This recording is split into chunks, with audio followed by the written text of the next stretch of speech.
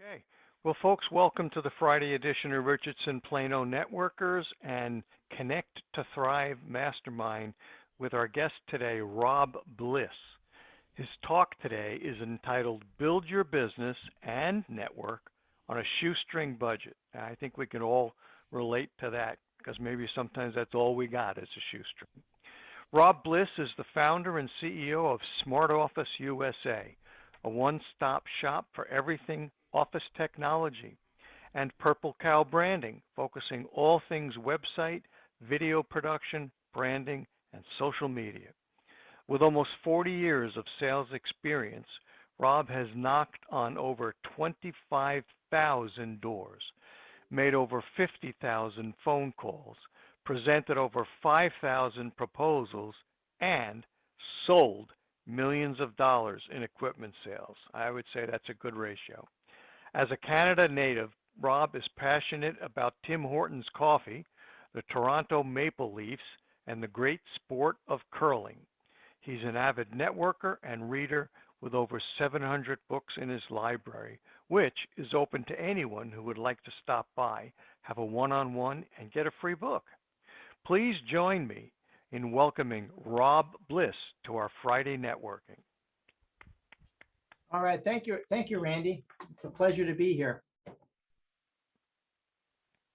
So, okay, so the mic's turned over to me, and Yes, again, everybody, it's great to be here. Networking is the number one part of my business plan that helps my business succeed. I am a small business owner. I have two businesses, a SmartOffice, like Randy said, SmartOffice and Purple Cow Branding. But unlike any other business owner, is marketing.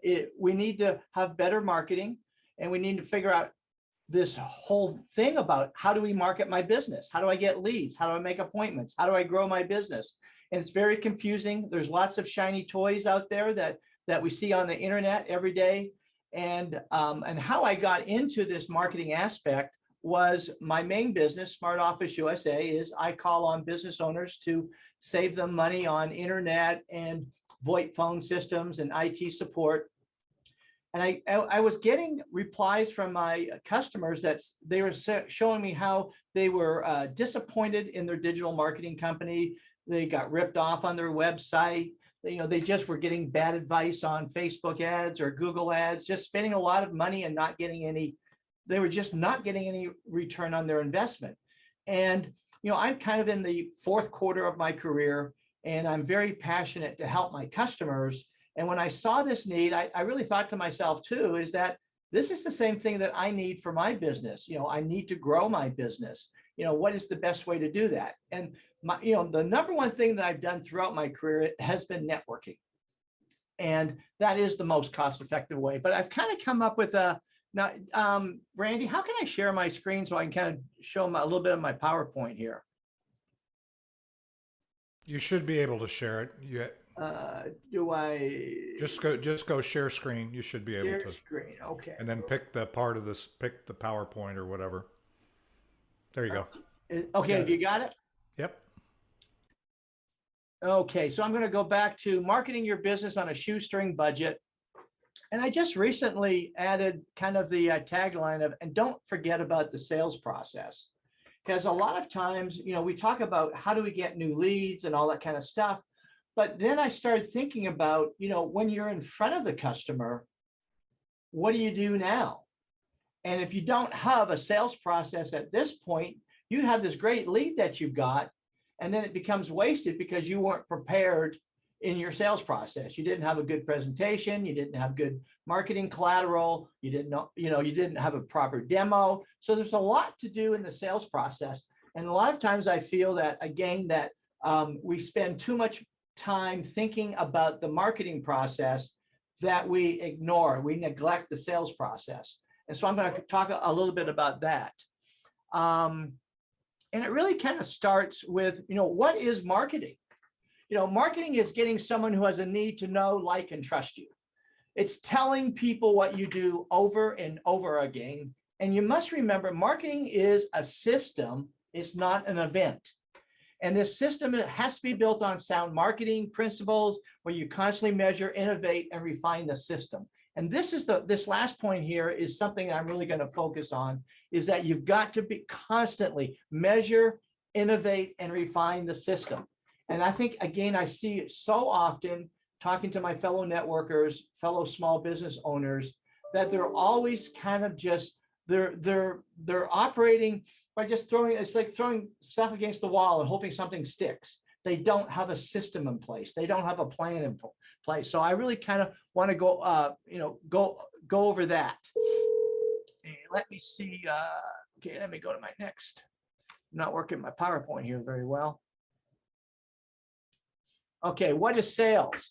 Sales is to provide a timely, cost-effective solution, which naturally equates to a win-win situation.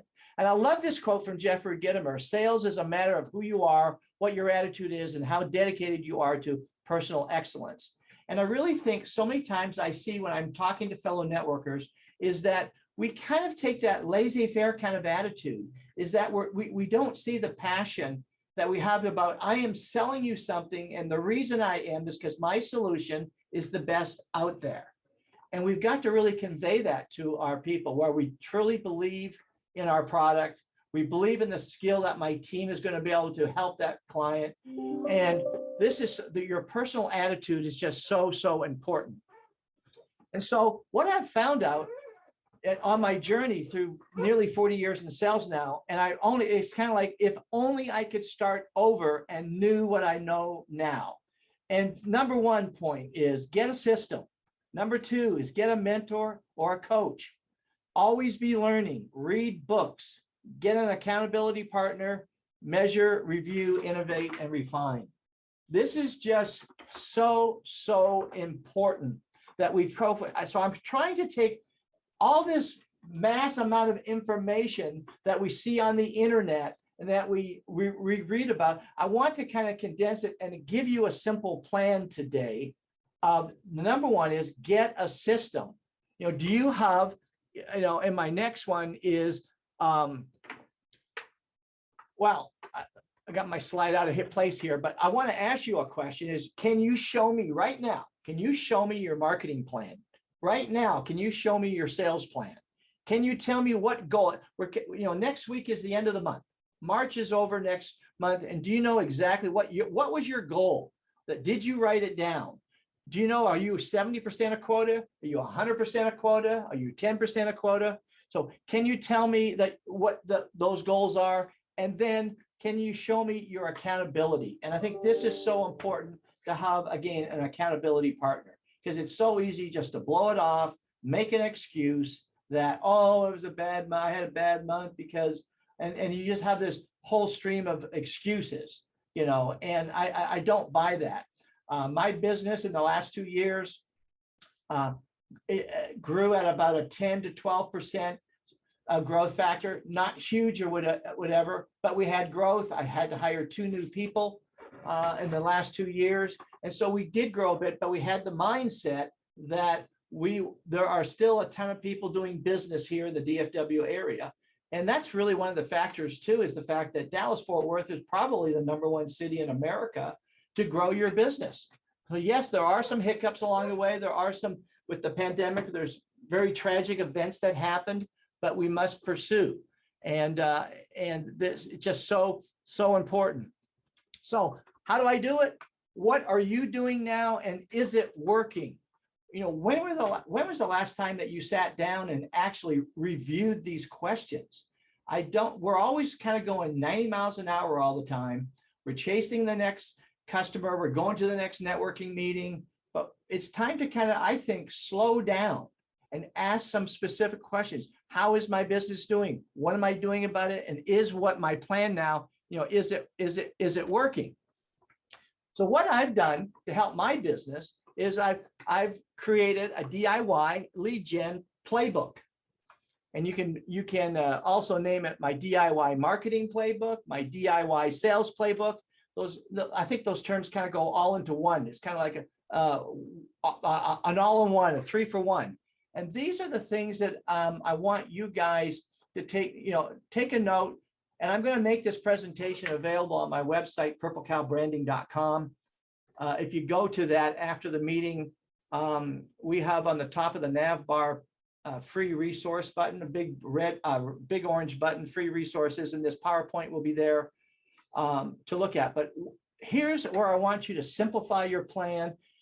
And if you don't have a plan, I want you to take these notes here. And first of all, we have to talk about personal branding. We have to talk about the concept, be the go-giver. This is point number 3 is build your database. I've talked to so many business owners out there that do not track their database. They don't have a CRM in place. It's so critical. Networking. Again, networking is my #1 lead resource here. And we've got to become better networkers. Joint ventures. Do you work with other businesses that are kind of in the same industry or compatible industries that we can work together and share our databases? A referral system. This is, I think, one of the weaknesses, with myself included in this, is asking people for referrals, asking our customers for referrals. And my next point, LinkedIn and social media. The #1 social media I'm learning on right now because I'm in the B2B business, is LinkedIn. And LinkedIn is becoming really the #1 lead gen sales activity tool. And I would encourage everybody to look into becoming to using this tool. And I'll go over that in a little bit later. And then the last one is your daily plan, which is your action plan. Are you spending time every day on what your goals were and what you achieved and what you need to achieve? And if you're not documenting this, then again, you're not going to achieve what you need to achieve on. So how am I going to make this happen? I've got to become the expert. I've got to be consistent. I've got to be persistent. I've got to have that go-getter attitude, a go-giver attitude, be proactive, be focused, be disciplined. These are habits that I need to do my job well, and to do my job well so I can become a better networker, so I can serve my clients better, so I can close more business. I have to be the professional salesman, the professional marketer, the professional business owner. I've got to understand these traits so I can develop them into habits. So first of all, and I'm going to kind of use books here on that, because if you can see in the background here, I've got bookcases on all my walls. I've got close to 800 books on personal development, sales, marketing, leadership. And again, I'm going to invite everyone to come down here and visit with me so I can learn about how I can help your business. I love this book, Start With Why. I mean, it's so easy to, again, get lazy about what we're doing. And you've got to have that deep, passionate drive within yourself, because being a business owner, being a solopreneur is very, very hard.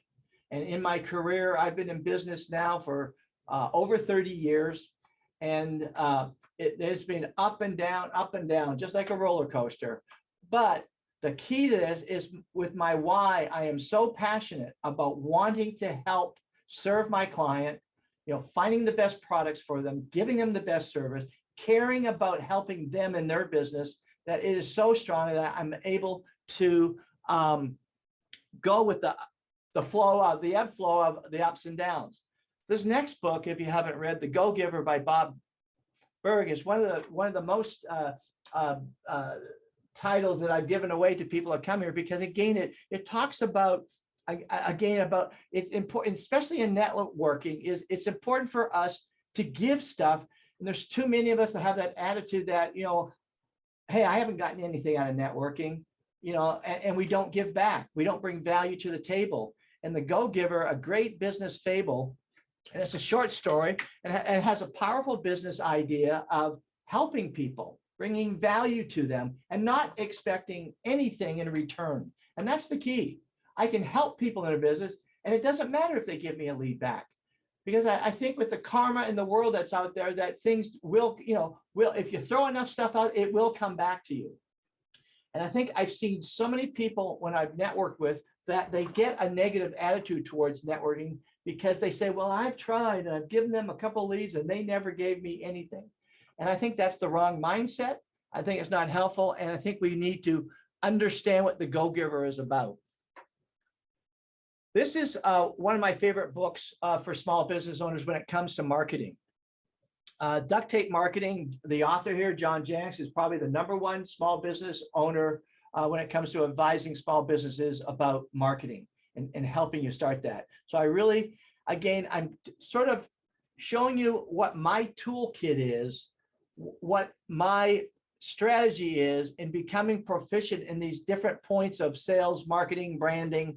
Is these books have helped me so much. And again, it gives you the wisdom to be able to put your plan together. And this is highly recommend this about how to put your marketing plan together.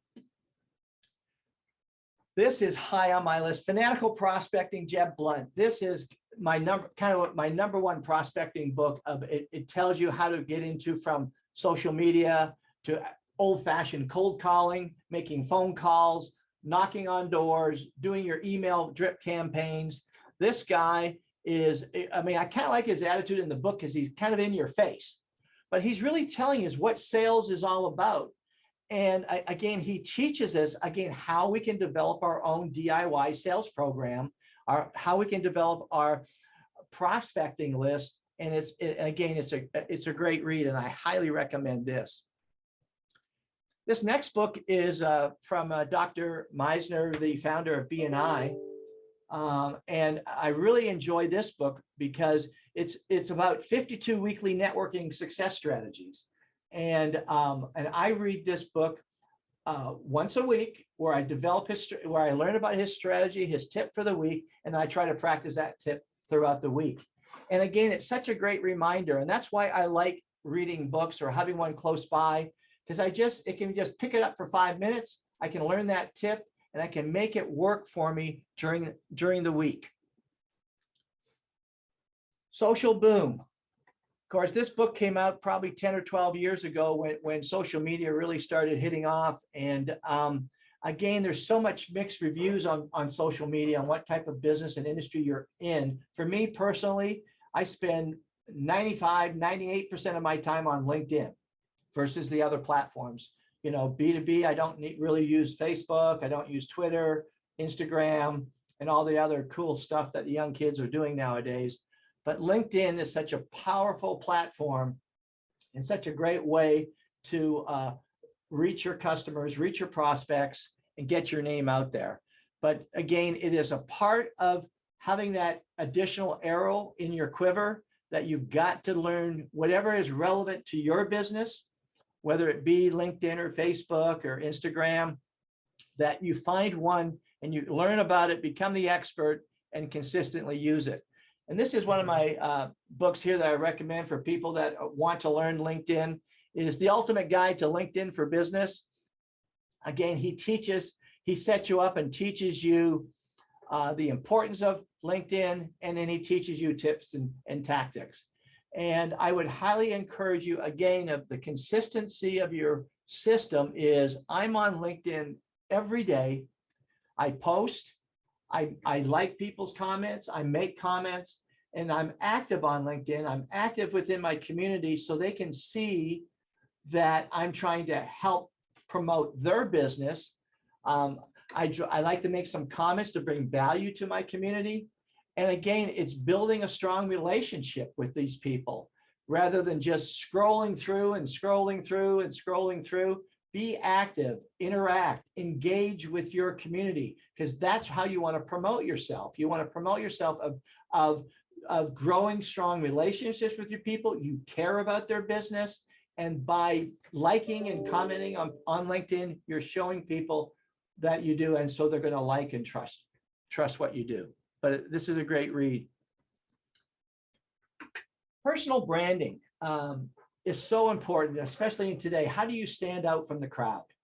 There are so many people. I mean, all of us have that same problem, I think, where there's 1,000 people who do what we do. So why should somebody choose me? And that's such an important, I encourage you to write that question down. Why should somebody choose you? And you've got to, that goes back to the first book, Start With Why, and then build yourself up of what value you bring to your community. And you've got to, again, feel passionate about it. You've got to have a plan about it. You've got to know your industry. You got to know your audience. And you gain, it's that whole passion and caring aspect. That's what's going to make you stand out from the crowd. It's not the fact that you need some fancy yellow umbrella or yellow coat or whatever like that. But in your particular industry, it's just the fact that you care and that you know what you stand for, you know your audience, and you have to do something, though, that makes you stand out. And that's why you've got, again, I've always addressed the fact that you got to sit down and ask yourself these questions. So again, I'm going to encourage you to go to my website and go through these points in some quiet time where you can dedicate that, because the plan is simple. There's few steps to it, but you've got to do it. And so often we just don't do those things. And then the Sales Bible, this is a great sales book of understanding the sales process. And failure is not an event, not a person. Failure is not about insecurity. It's about a lack of execution.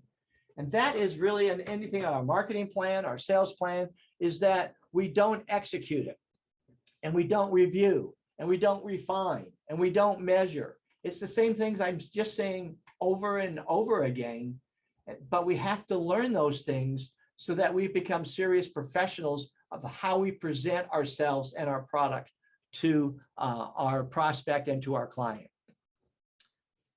And the takeaway, again, what I want you to do is I would encourage you to, again, get some quiet time and review these notes. I hope you really know what your why is, so that you can really understand and develop your approach and your marketing and sales strategy, so you fully understand why you're the best at what you do, why your product is the best for your customer, why your client needs to buy from you. You've really got to have that passionately in your inner soul to do that. And this has to be put together in a system. You've got to be organized. You've got to have a plan, and you've got to do this thing over and over and over again. There's no shortcuts. There's no quick, rich scheme here. It's consistency. And I hope you get a mentor, a coach, or an accountability partner, someone to help you grow your business. We can't do it by ourselves. There's too much information out there. We need another point of view. And I highly, I could not do that last point. I could not do it without my mentor or my accountability partner. It's too hard. We as human beings, we get distracted so fast. It's easy for us to forget about things. It's hard for us to learn these new habits. And again, it's just so important for you to sit down and design this system. And what I want to leave you with is kind of a short poem that I co-wrote that inspires me daily to become a better networker. So let me read this to you. Decide to network. Compose every letter you write, every email you send, every conversation you have, every meeting you attend, to express your fundamental beliefs and dreams. Affirm to others the vision of the world you want. Network and be authentic. Network and be proactive. Network and give value. Network and be the go-giver. You are the center of your network. You are the center of the world. You are a free, immensely powerful source of life and goodness. Affirm it, spread it, radiate it, think day and night about it, and you will see a miracle happen. The greatness of your own life. Not in a world of big powers, but right here in your community, within your own individuality. Authentic connecting is the new reality of networking. A better way of building relationships that matter. A better way that creates win-win opportunities. Genuine networking is revealing your own unique self and sharing it with others. It is time now to build your tribe, inspire your people, and follow your bliss. Give generously to your network. Decide to network today, tomorrow, and always. Thank you very much for your time today. And if you have any questions, I'm open. All right. First of all, Rob, thank you for focusing us on all of those things. I think it was awesome. If you can go ahead and remove the screen share there, that would be awesome. And I can do it if you want, but Yeah, I can't find it right now. Go ahead. Help me out here, okay. Dave. Okay. Let's do that, and then I'll end that. There we go. Okay. So what I'll do here is open the mic. If you have a question or comment, thoughts. I see Orly has her mic open, so I'm going to call on Orly. Oh, did she go away? She muted again. Okay, so anybody who has a comment at this juncture, go ahead, and so Bill, go ahead. Okay, well, quite a few thoughts. What you're talking about there really totally connects with my approach, my thoughts. It starts, as I've said before, it starts with purpose. How much do you know about who you are and what your purpose is? Because that goes to the why. Why are you doing what you're doing? What your product is, your product or your service go to what your purpose really is. And once you know that, then to market, know who your target market really is. Don't do mass marketing. Try to target it to the people that you really want to be in touch with. And then in line with that is do some research. Try to find out what your target market really, what they want and what they feel like they need. And then show them how you can provide that. Don't try to sell them what you have just because you think they might need it. Find out what they really want. Makes it a lot easier. The other part then is to differentiate yourself by saying this is who I am, this is what I do, this is what I can do for you, that targets what you have learned about what they are really wanting to see. And the last thing really with regard to that is when people, in my case in particular, when you are offering a consulting service to them, say, I'm going to help you with this, help you achieve your purpose and find meaning for yourself. What you need to do is to be able to say, I've been there and I've done that, so I know what I'm talking about. And I think it's people want to they will trust somebody that they know knows what they're talking about because they've been there and they've done it before, so they know it works. So what I'm hearing is violent agreement with what Rob has just shared with us. Yeah, handshake. So yeah, you've kind of more of a hug, really. Okay, violent hug. Thank you, Rob. A violent hug. Agree. Right. I agree. All right, Bill. All right. Yeah, okay. Air hug. All right, Michael, did you have something? Michael Dressel, you're on mute. All right, there we go. Maybe that's the third time's the charm. So I agree with what Rob's saying about finding synergy partners. So I've actually partnered with life and health insurance agents to better equip them and better educate them. And that way they're referring business into me that they know I'm the subject matter expert on. So that's a very valuable way to increase your growth on your company. I did have a question for you, Dave, and maybe this is something we can take offline and maybe do a one-on-one with.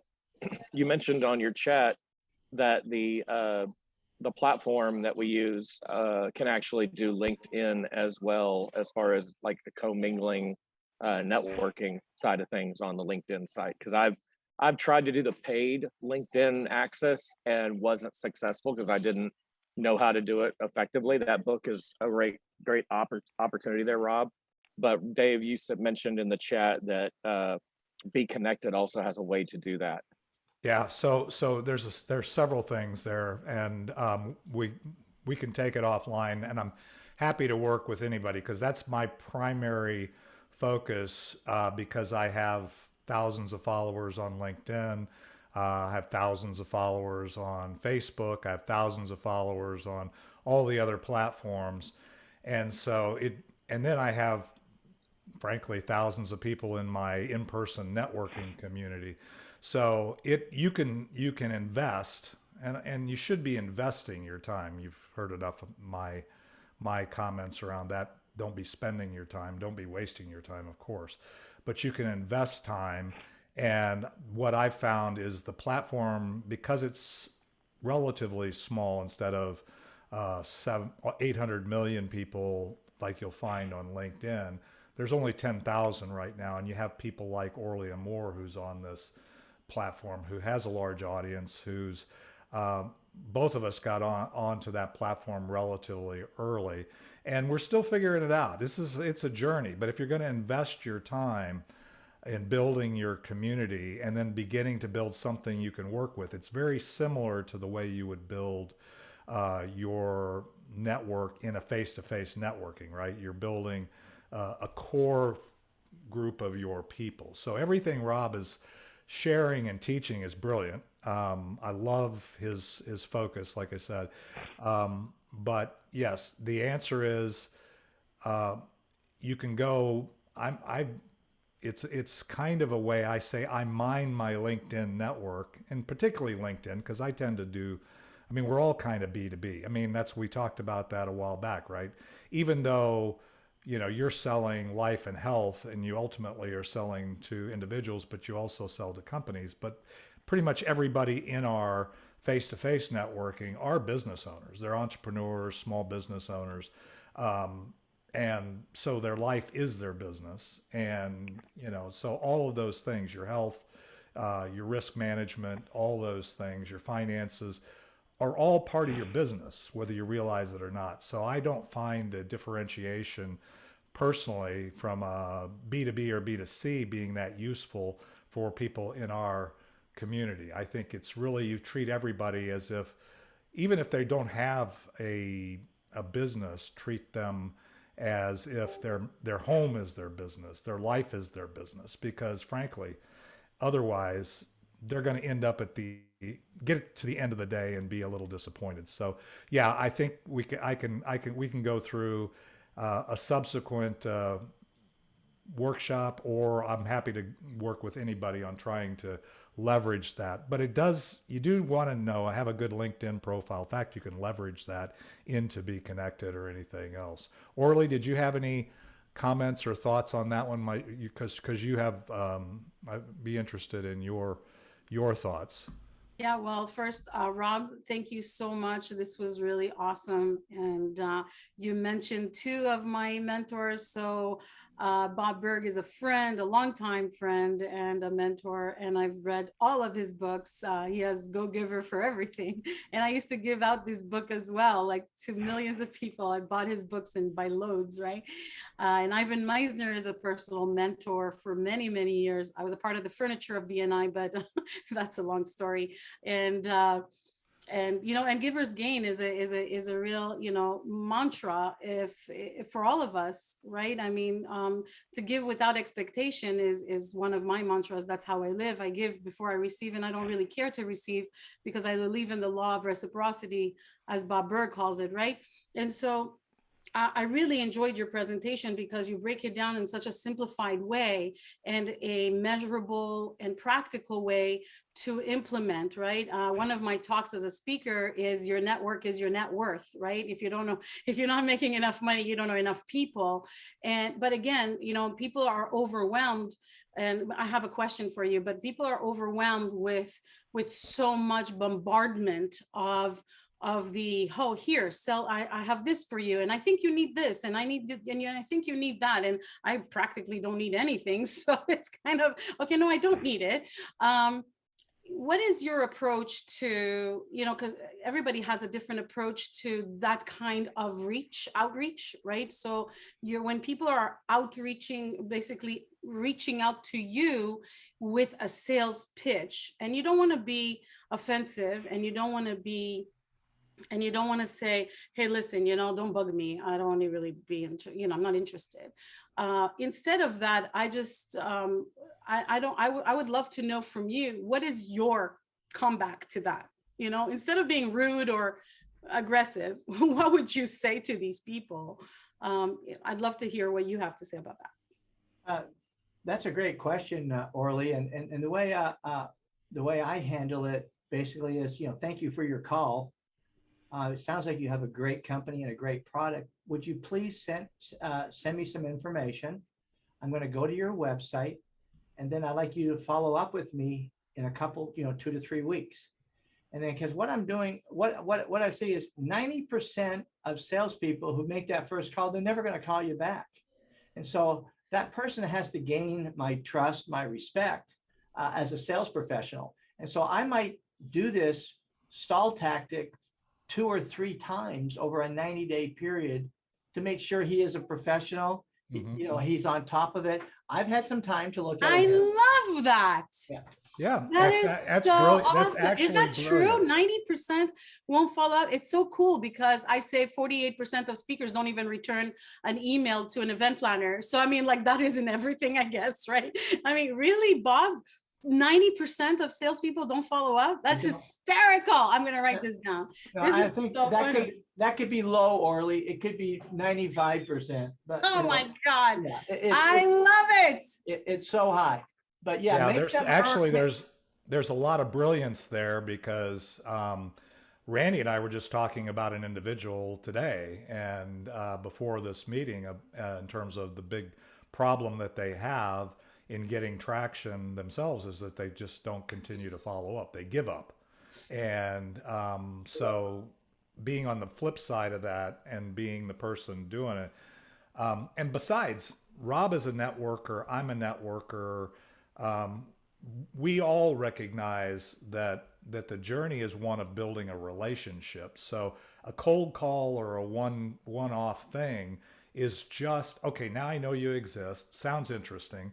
Now, it's not really putting them off. It's really testing them to see how serious they really are about building a relationship with you or your company. So I would frame it a little differently, but it's the same concept. It's the same brilliance that Rob just shared. I think that's great. And Rob, because when you started saying, yeah, I would actually ask them for more information, I'm like, and the first thing that went into my brain, I'm like, oh my God, they're going to get on my calendar, going to follow up. I am going to be bombarded. My calendar is going to be full. But now I get it. 90% don't even respond. This is great. I love that. Thank you so much. That was beautiful. And the same thing is true about when you meet people at networking events. When you go to these big happy, once a month happy hour, there's like 200 people, 100 people, and you start around talking to people. Again, what I do here again is when I see some of that, well, I think we could have some energies together. But again, I've got some leads, and so what I share with them, I say, hey, I've got some leads. I think we could work well together. Why don't you call me up for a one-on-one? So I make him be proactive. And again, 90% of the people where I've told somebody I've got leads will not follow up with me. That's right. I'm there, done it, been there, done that. Yeah, I'm with you there. I just never thought about doing that with somebody that reaches out to you on LinkedIn and is selling you something right off the bat. That was never even crossed my mind. That was the genius part of it, because been there, done that with business cards. I go to networking events of 600 people. I only bring 3 business cards and I leave with all 3. And everybody goes, how did you do that? And I'm like, nobody asked me for my card. Right. It was just one of those things, right? Nobody asked me, what do you want me to tell you? I got a whole bunch that was shoved at me, but like 3 of them, I leave with them. I had bets with people and I won every single time. So I get it. Well, here's a tip too, is you can go to a networking event with no cards and just use your LinkedIn app and have them open it up and have them scan your Q code. And that way, again, you can see if they're using LinkedIn on their mobile phone or not. And so now I don't even carry cards with me anymore. Yeah. So Randy, go ahead and unmute. You had a question. You had your hand raised. Well, not a question, but a comment for a change. First of all, Rob, I loved the presentation. Short, sweet, informative. And you did one thing that I really think is critically important, and that was you went through a variety, I lost count, of books. All right. Now, I remember when I first started, in the industry, I'd get with somebody and they go, "Oh, you got to read this book. This is my Bible. I follow this 100%." And that was all they ever read. That was the only process they knew. It was the only thing they did. And I found, David knows me well enough, there is no perfect process. So even if you just skim these books, look at the table of content and then just skim them, the more clues, the more possibilities, the more ideas you can glean, you will put together a process that is proven, A, and B, that will work for you. And then you practice it, and then you'll find a weak spot. And so you go back to a few of those books, and you'll see a fix for that weak spot. So I think, the whole idea is don't look for the perfect process. Make the perfect process from inputs either by written material or by talking to guys like you or Orly or David or other networkers in our group, in other places. So thanks very much. I really enjoyed your presentation, and it just struck a lot of chords with me. Thank you. Thank you. That's great, Randy. And I can say that, there's sometimes the most straightforward things in referring to that.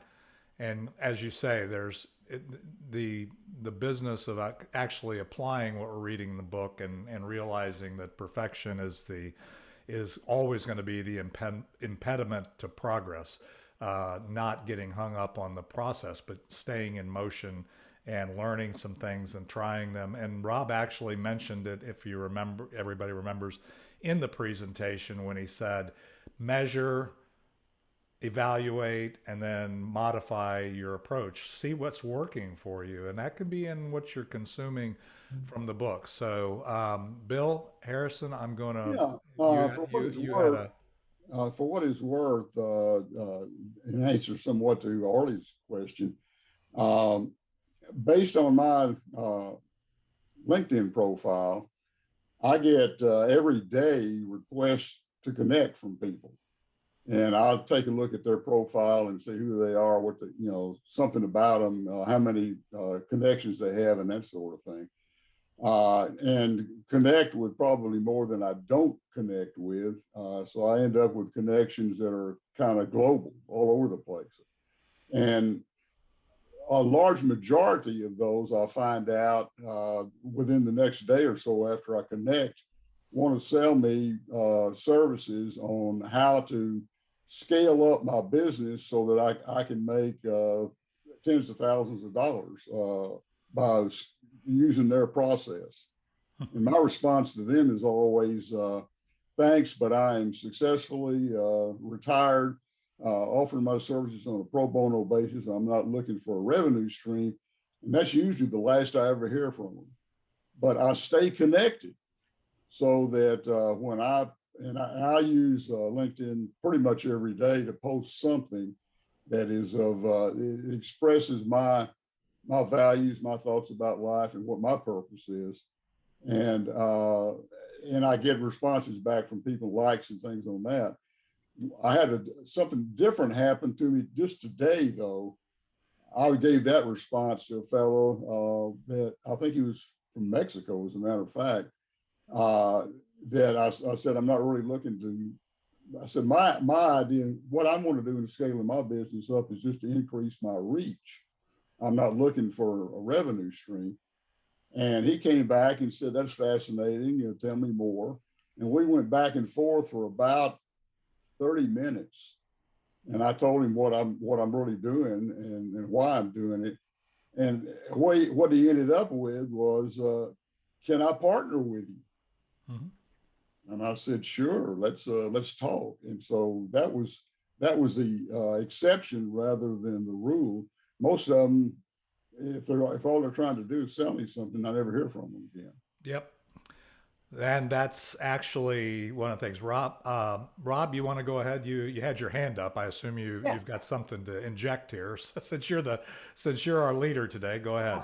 Well, thank you. I just want to kind of give another quick tip for people, so you can read a lot of books without spending a lot of time.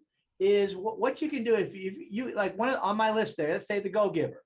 It's like a 2.5, 3 hour lead read time. You take the 29% solution, that's probably a 6 to 7 hour read time. You don't have that time to do it, but you're going to miss out on the valuable information. So what you can do is Google the title of the book. You'll get a summary, and you can read that book in 2 to 3 minutes, because you'll be able to take out the 10 or 12 most powerful points. So now you can read a book every day and add to your wisdom. That's an awesome suggestion. And actually, I've subscribed periodically to various executive book summaries and other things, trying to consume more and more different angles. So that's brilliant. Ricky, did you have Also something? saves a lot of money, that approach too. Yeah. Yes, one of the things that Rob talked about was finding a mentor, and I found a mentor in going to work for a small company, a manufacturer's rep company, and this owner was only maybe about 7, 8, 10 years older than me, but he mentored me and actually sent me off on my own with my own company, and he helped me get set up and gave me a part of his company, really, that he was not wanting to pursue anymore. But I've noticed, so that was in 1994. So I've noticed that things have really changed in that mentorship sort of area, in that everything, especially with younger people, are moving to no human contact. And I even read an article earlier this week that Starbucks in the 80s, they were all about a place to go and have human contact. Now they're switching their whole thing to fit what society is turning to, as having no human contact at all, that you can't go into Starbucks and some of their new places and order. You can go there and pick up something that you've already ordered. And so they're changing their whole concept with no human contact at all. Look at Amazon, how big they've grown, and they have no. So that whole thing about mentorship is just like being forgotten, especially in younger generations of people. So, and to me, that was maybe the most valuable thing that I ever got, was being mentored. So it's something somehow that if it's lost, it's going to be a tragic thing. Well, that's a great point, Ricky, what you say there. And what I try to do within my company is I hire interns from UNT, and I work with them. And through the interviewing process, I can tell, and I ask the questions about how much time do you spend on social media? What are your friends like? What do you do for hobbies, activities? So I get a little bit of guess of, are they the percentage that don't talk to anybody? Or I still believe that, yes, there's this huge growth of these people backing away, but there's still a good, strong community of people that want the human touch. And that's, again, that helps us in our marketing, is that we just focus on them. But I've got 3 great interns on board right now.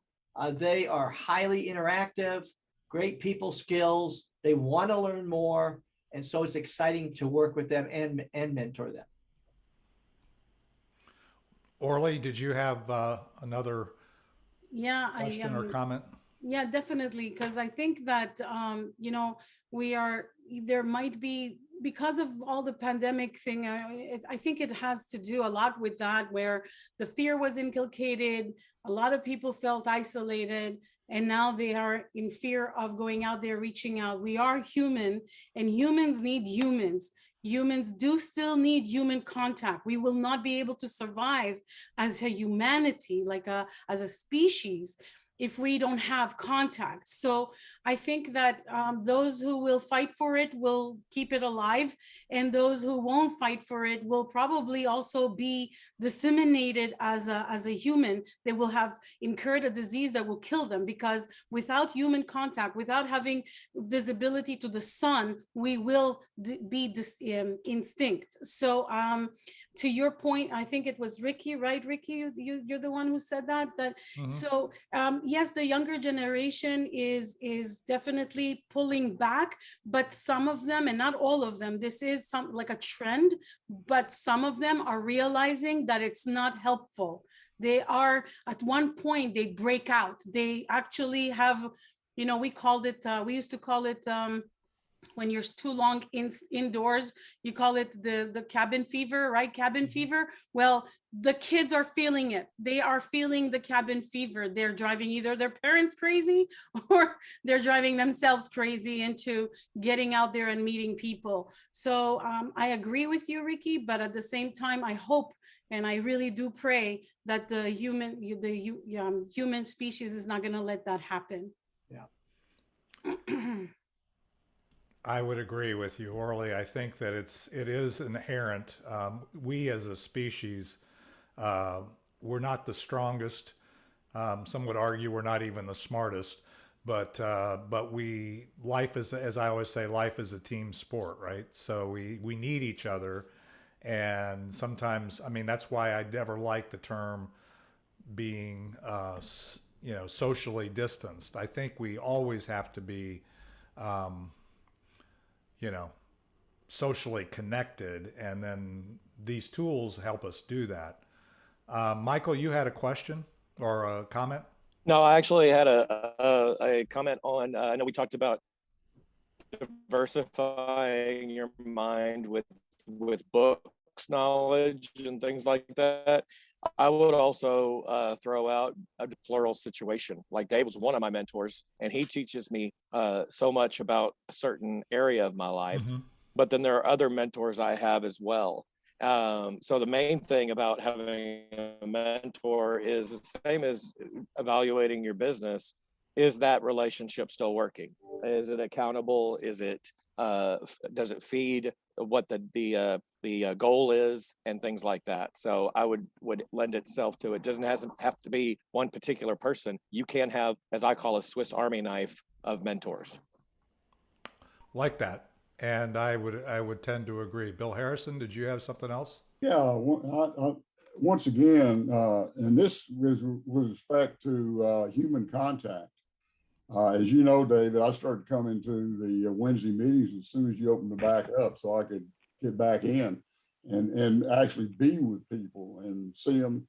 And that's what I like about the one-on-ones, is you get the opportunity to see people face to face and get to know them.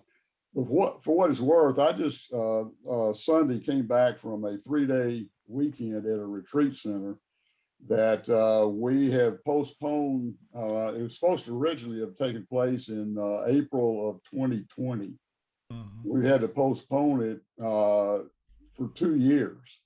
Mm-hmm. And we were concerned about whether anybody would want to come or not, because of COVID's just kind of tailing off a little bit.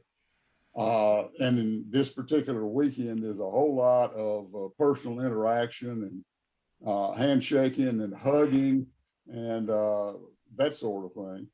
Singing together. It was a time where you weren't supposed to be singing anything unless you had a mask on. We were there. We had 45, I think, people total.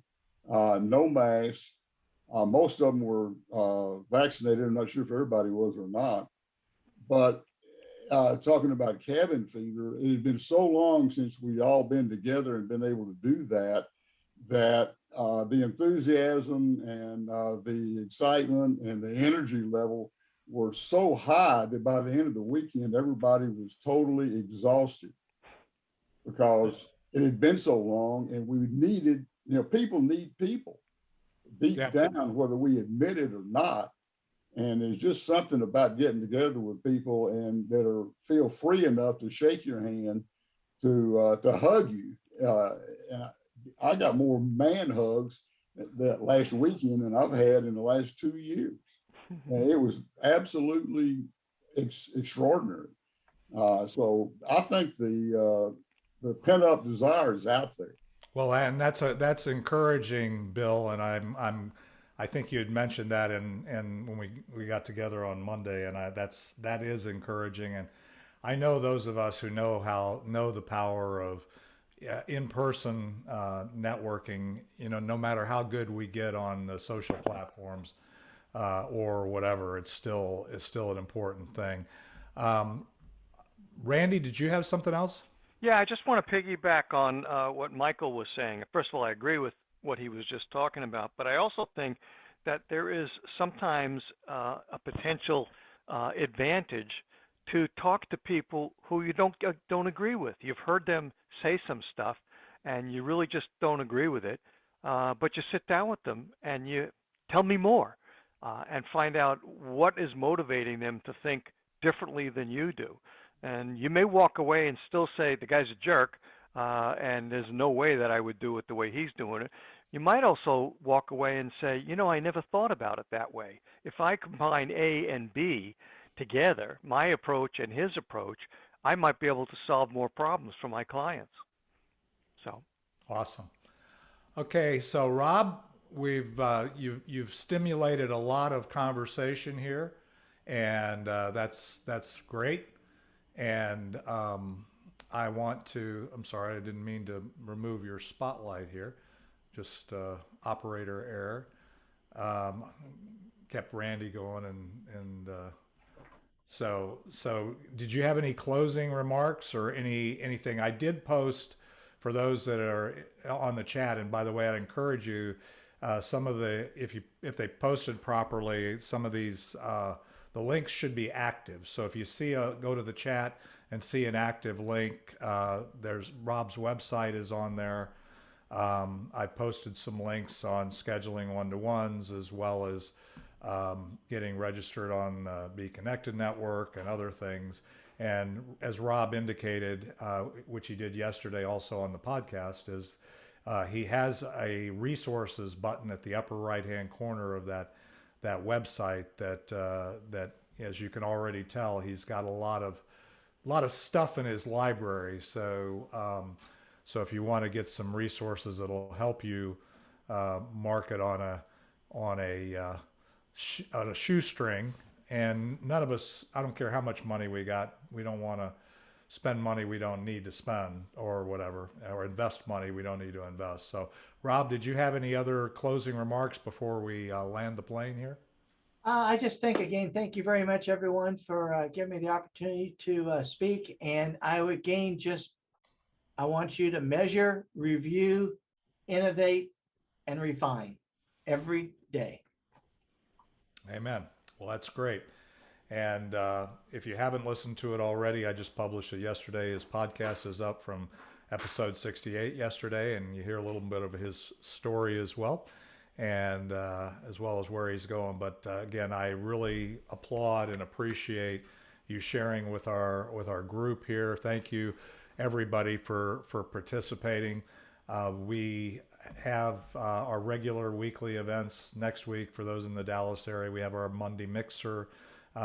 We do Wednesdays. It's a virtual and in-person networking. So if you're on another part of town or a part of the world and you want to be connected, if you will, to our in-person group, we've been continued to run the hybrid meeting on Wednesday because of the still have a demand. There's still, to Orly's point, to our conversation around people still getting comfortable with in-person as much as we need it. There's still a bunch of people that like to stay connected, but for whatever reason are still connecting via Zoom. So we're not going to cut that off because we love the people. We've got 1,800 people. We serve about 100 a week between the three meetings. So you guys have invested your time in this. Hopefully it was worthy of your investment. I know it was worthy of my investment and time. And again, Rob, I appreciate it. And I appreciate, everybody that's been here today. Bill, David, Donna, welcome, join the group. You're welcome to, if you're in the Dallas area, you're welcome to connect with us on Wednesdays or Fridays.